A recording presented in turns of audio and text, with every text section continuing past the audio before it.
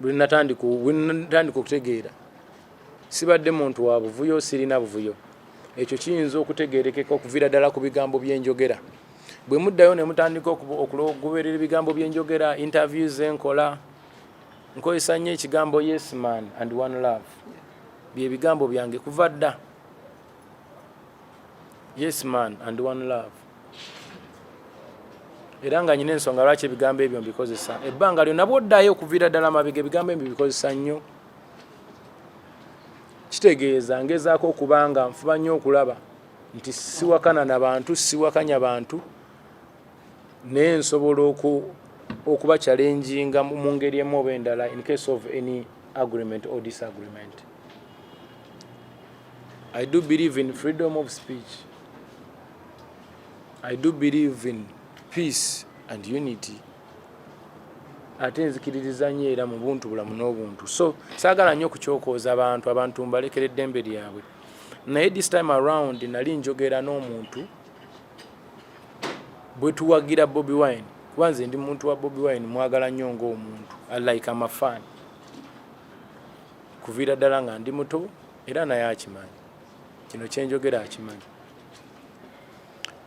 So nzize nfuna misunderstandings ne Bobi Wine okuviira ddala nga ndi mu Firebase era nga ze zimu ku nsonga ezanzijeyo. Saava mu Firebase nti nno nali njagala nnyo naye era zaali misunderstanding.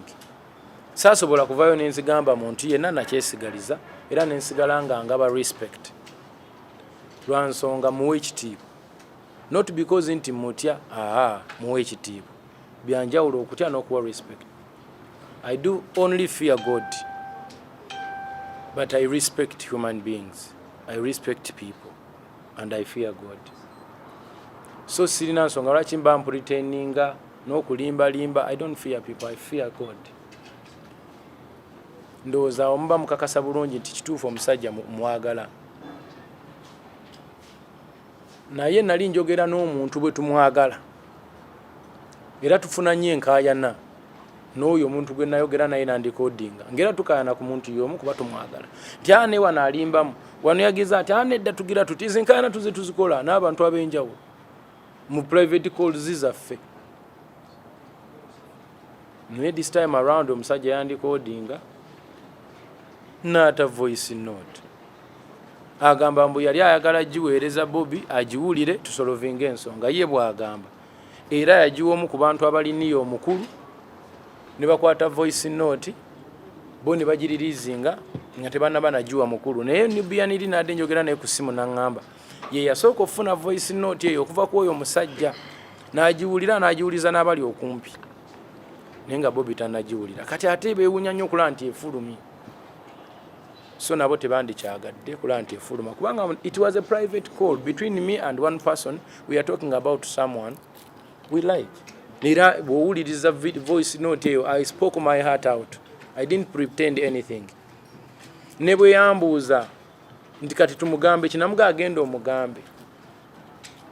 Nze ndowooza agezaako ffe okutunafuya bayimbi banna abanene. Ekyo nakyogera mu voice note era ekiri mu kiwulira.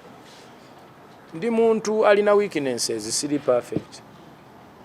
Nakozesaamuko ku busungu obw'enjawulo. Naye sikiwa nti ekyo nandisobodde okukyogera mu kamera nga zino okudisrespectinga mukulu wange. First and foremost, I'm proud of him. Naye bwe mba njogera ne Mickey Wine about Bobi Wine, it is totally different conversation gye nnyinza okwogera mu kamera wano. Oba Nubianiri oba omuntu yenna bwe twagala Bobi Wine. So njagala okutwala okutegeeza eggwanga nti Bobi Wine simulinaako buzibu era simulinaako nnugu yonna. Not at all. Just engeri gyali nti kati yalinnya amadaala n'alinnya ku ballot paper y'obwa president oba n'afuuka omukulembeze oba honorable. Kati ate mulabira mu categories ez'enjawulo. Mulabanga mukwano gwange, muganda wange, former boss, ate ne mulabanga omukulembeze w'eggwanga. Mu categories ez'enjawulo mukwatiramu different. I disagree with him and I agree with him politically. I disagree with him and I agree with him family-wise and friend-wise.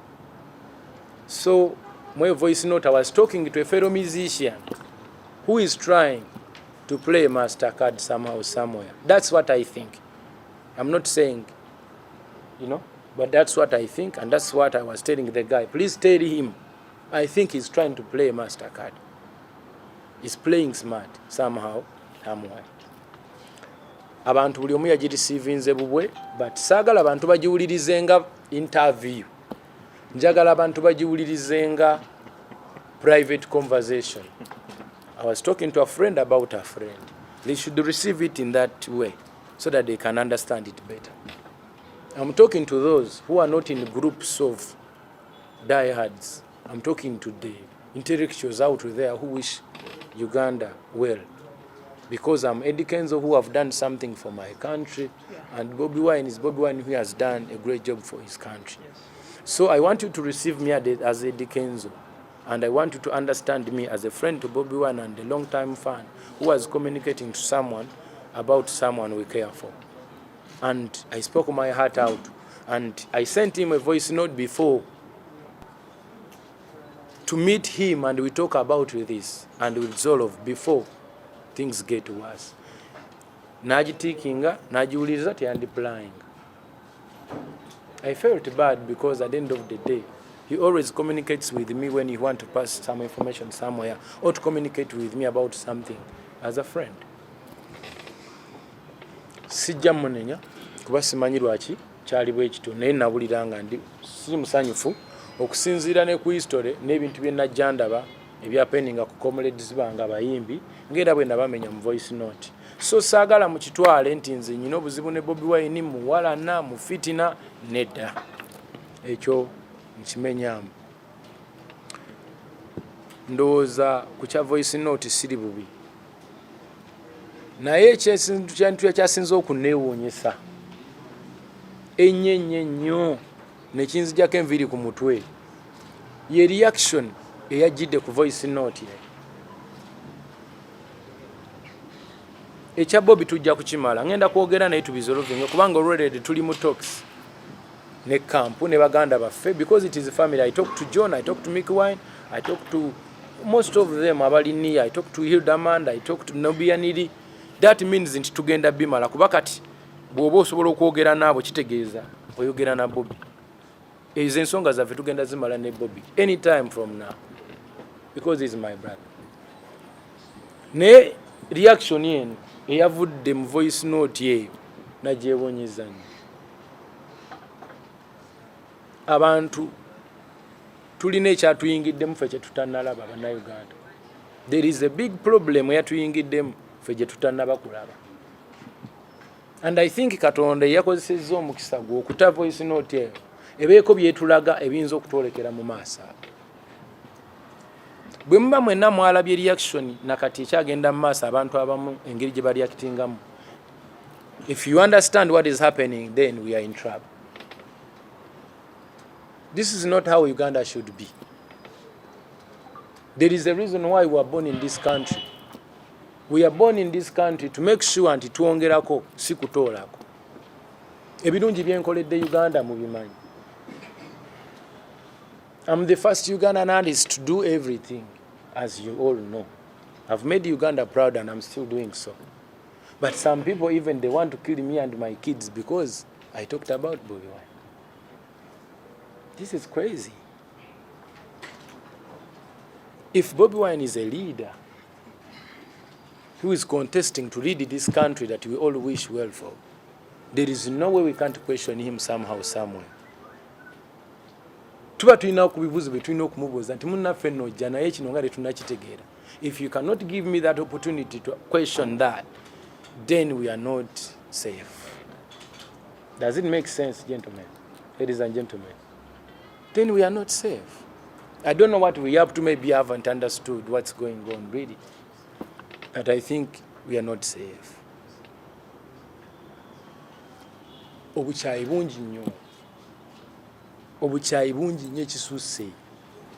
That me and you people, we need to sit down and think about it so that we can have a solution before things get late. This is between me and you guys. We are all beneficial in this country. What are your goals and what are you standing for? That is the question. buli muntu wano we tuli wano alina idea ye era alina kyayagaliza Uganda okuba. Ekikweso ekinze kati nganze Eddy Kenzo njagala Uganda eyongerweko si kutoolwako.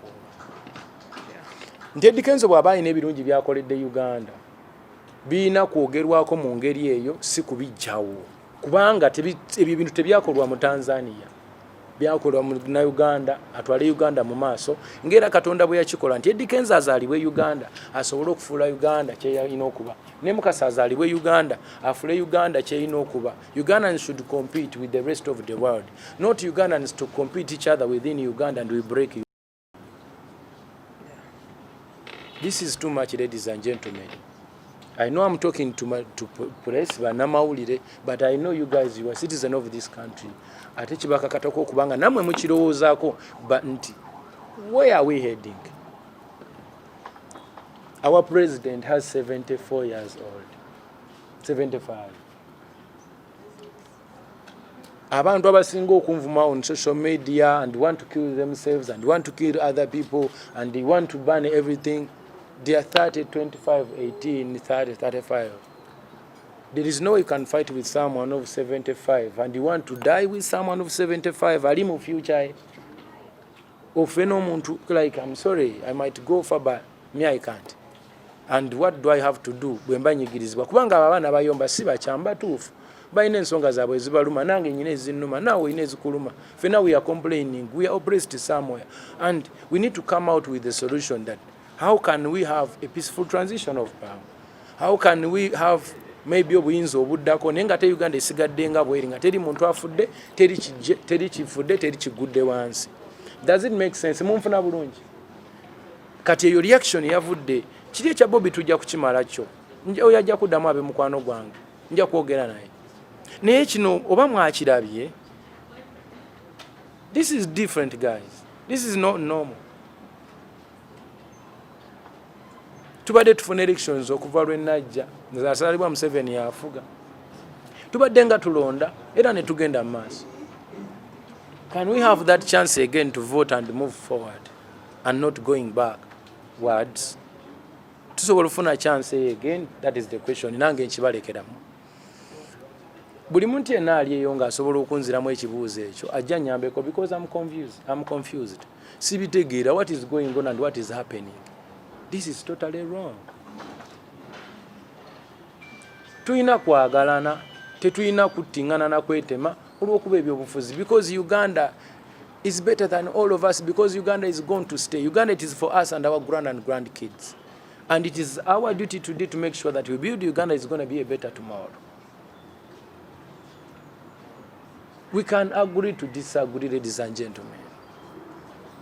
Because wano mwenna abali wano temwambadde kala za njawulo naye buli omu yasuze wuwe. That shows how God is grateful that all of us, we all have different choices. You love black, I love white. You love red, I love blue. You love Man U, I love Arsenal. I love Chelsea, you love Man City. And that's how things should be. Some other people love Jesus. For us, we love Nabi Muhammad. Though we believe in Jesus, but we believe that we in Nabi Muhammad and Allah subhanahu wa ta'ala, we believe and we trust. You understand? So, ekyo bwe kiba bwe kityo bwe kiri, ensi tegenda keera nkyekyuke. Tulina okubeera nga tukkiriziganya nti we can agree to disagree so that we can move on. So, my appeal to all Ugandans out there, they should come down and we come out with a solution. We need to have a solution. What can we do? Nga tetusoose kwetemako mitwe na kuyiwa musaayi. Because kino kindaga nti gye tulaga wakambwe. This is a test 1-2. Tuagalane, tubeere abantu abalungi before it is late, ladies and gentlemen. So many people were telling me, keep quiet, don't speak about it, the situation is dangerous. But I rather die today, me as Eddy Kenzo, and people get to know the real picture that is going to happen tomorrow. Instead of many millions people die tomorrow. I rather die. Nze kati nsobola okufa nenfuuka ekyokulabirako eri eggwanga lyonna nti bannange twetereeze bino kati si byangu. So I cannot keep quiet because it is my responsibility as a citizen of Uganda to express my view and what I see ahead of us. So sijja kwogera bingi naye nze ndi munakuwavu era simanyiwa gye tulaga senga tubadde tukyusizza nkola eno. Tuli basseruganda, tuli baluganda, twandikwataganye bulungi nnyo ne tusobola okutambulira ewamu nga tukkiriziganya oba obutakkiriziganya, naye ne tukkiriziganya obutakkiriziganya. Kankaddemu omulundi gumu. Engeri gye tuli nti tuli bantu banjawulo. Tulina abampi abawanvu, tulina abanene abatono, tulina abalema n'abalamu, ab'ebiwalaata n'abalina enviiri. We have to respect God and respect the different choices that God put in us. We have different feelings. And if we cannot respect that, then we are going to kill each other and we are going to finish this country. Thank you for coming, ladies and gentlemen.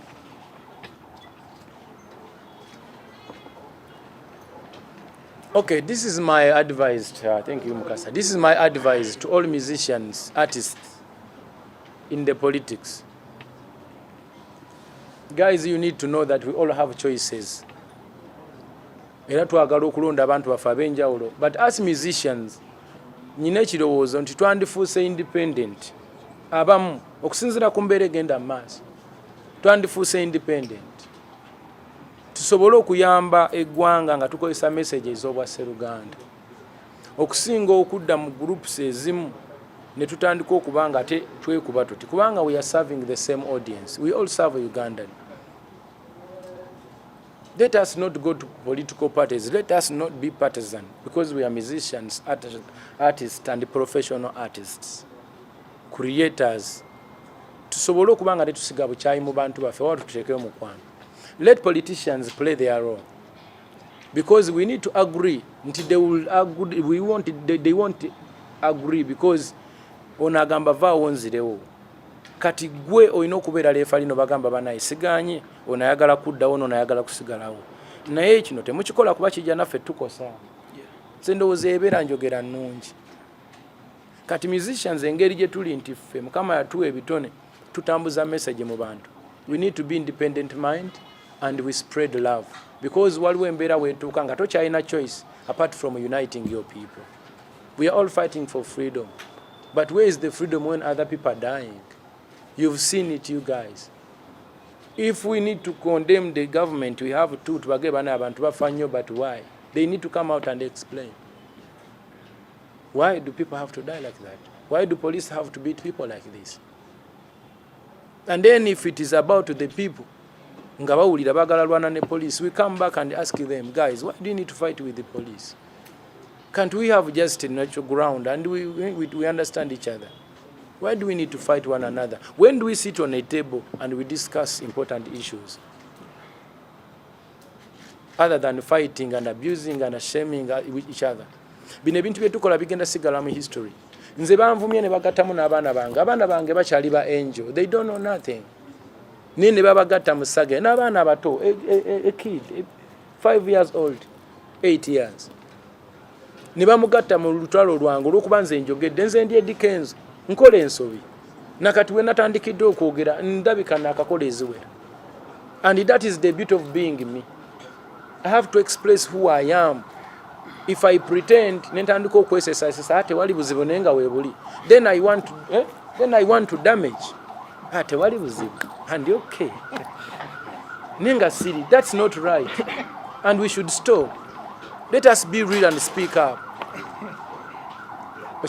Is there any way osobola okunconvincinga nga tomaze kunforcinga nga tomaze kunthreateninga kunzita nga tomaze kuwagala kunzija mwoyo na mutima nga tomaze kuswaza bulamu bwange na baana bange nga tomaze kuwemula gwe wenyine okuswala mu future gye bujja? Guys, I think you have got my point. I'm talking to the whole country right now, but it's starting on you guys who are here in this building. We need to really be careful about this. However much tulina obulumi bwenyina bwe mulinera bye mulaba byendaba. But when do we become human and think again? So okulonda kugenda kujja 2021 naye nze nandisabye Mukama Katonda atusaasire. Anabawangudde ne gwe bawangudde tubalabeko nga beekutte mu mukono nga one is wishing another well. It will be my greatest happiness ever. I will celebrate and I will enjoy. But even if someone I want to win wins and people died, I won't be happy at all. And I won't celebrate anything apart from crying forever. I love you, my people, and I'm speaking this from the bottom of my heart. I'm ready to face any challenge that is going to come on my way because I've spoken the truth. If you want to stand for the truth, stand alone, and I'm ready to stand alone. Even if the whole country is against me, I will die happy. Thank you guys, and God bless you for God and my country. Thank you.